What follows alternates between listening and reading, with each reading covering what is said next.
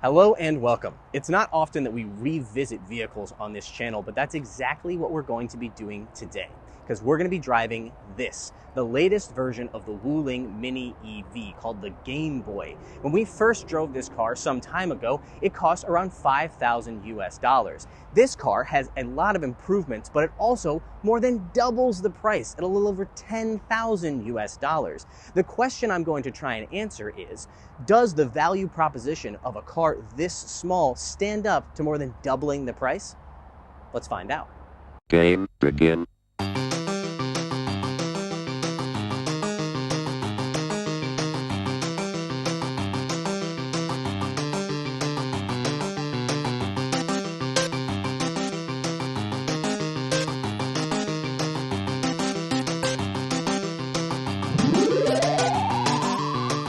The overall shape of the Mini EV hasn't really changed since we first drove it, but the details definitely have. This latest version has a much more sleek, modern-looking design, in my opinion. The lighting, both front and rear, has been upgraded, and there's also, especially on this Game Boy version, more interesting details, like this chrome and plastic bit down here below. On the Game Boy, there's also this kind of sporty package with colored highlights all around the car, as well as a pretty cool-looking roof rack. This particular green on this car, I'm a huge fan. So while the shape itself hasn't changed, the details have resulted in a more modern and refined looking style, in my opinion. One good piece of news, at least in my opinion, is that they've kept the 12-inch wheels of the original, so you keep the very funky and fun proportions as well. At this point, some of you are probably wondering, hey, is this Game Boy version an official collaboration between Wulin and, Nintendo, creators of the Game Boy? Well, if you look closely, you'll notice that it's not Game Space Boy, it's Game Boy, as in one word. That's because this is the registered trademark that Wulin has created here in China. It has nothing to do with Nintendo and the Game Boy. Now, to Wulin's credit, they have cooperated with a bunch of different game companies, and this particular car is kind of aimed at young gamer-loving or game-loving buyers, but still, it definitely has nothing to do with Nintendo, just so we're clear. Man.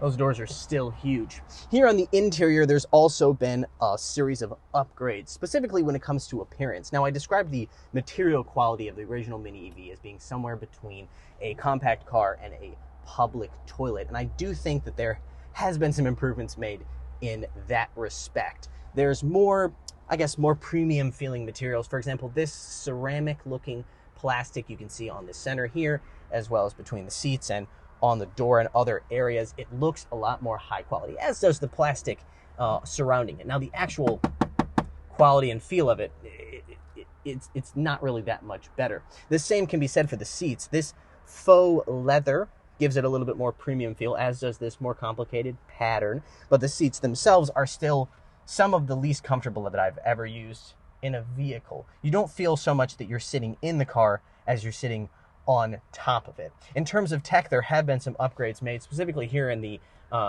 center console. You still have a small screen here for your instrument cluster, but you also have this screen down here, and I described it as very old school, and I stand by that, but now it has Bluetooth. So I think it makes it much, much more useful than the previous version. Now, I haven't mentioned space for this car, and that's because that hasn't really changed since the first version. I'm also not going to torture myself by getting into the back seat. If you want to see that, you're going to have to watch the first review.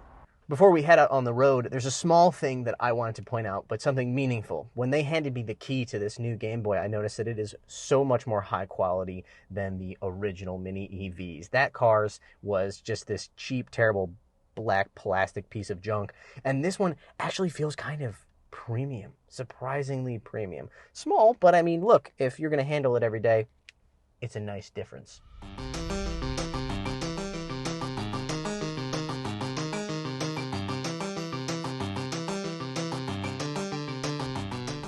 Credit where credit is due, the improvements to this new version of the Mini EV are more than skin deep. This car also has 50% more power than the original for a total of 30 kilowatts, or about 40 horsepower, and it's got 110 newton meters of torque, around 75 pound-feet or so. It is noticeably faster than the original Mini EV.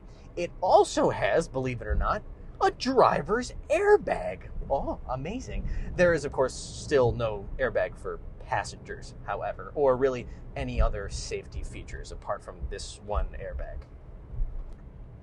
Another major improvement has to do with the battery and range. This thing now has twice the battery capacity, around 26 kilowatt hours, and it has 300 kilometers of, I believe, NEDC range. That's more than twice as much as the original Mini EV had. A serious improvement, and one that makes this a much more useful car in daily life.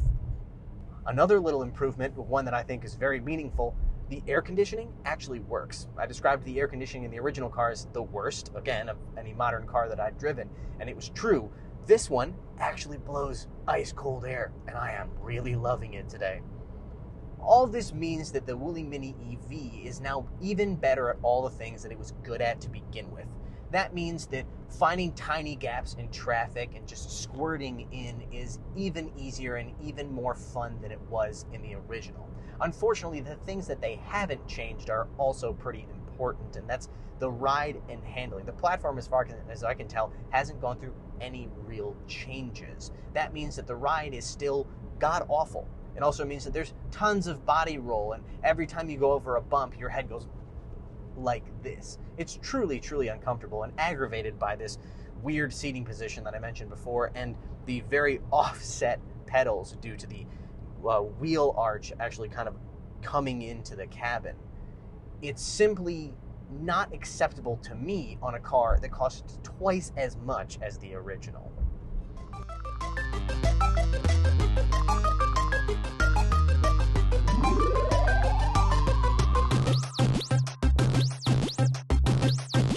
Game over. At this point, you might be thinking, but Ethan, $10,000 for a car with this range and these features and this power actually seems like a steal. Where I live, I can't get anything for $10,000. Well, guess what? We're not where you live. We're in China, and $10,000 has a lot of different options in this market. When this car debuted some time ago, it was a segment of one, basically, but now it's in a crowded segment. You've got the QQ ice cream. You've got the upcoming Chang'an, what is it called? Lumen Corn, I think. And then you've also got cars that are also kind of more real cars, like the Letin Mengo. At this price point, you're even getting into something like a Leap T03, which is only, say, $500 to $750 more. But it has twice the power almost, the same range, more space, and frankly, a more premium feeling interior. The fact of the matter is that Wulin has priced this car into a totally different segment. What those other cars don't have, however, is the style. And if you love the way that this car looks, there really is no substitute, and I respect that. All right, that's all for today's video. Thank you so much for watching. Be sure to check us out on Instagram and Facebook, links in the description below. And as always, like, subscribe, and hit the bell.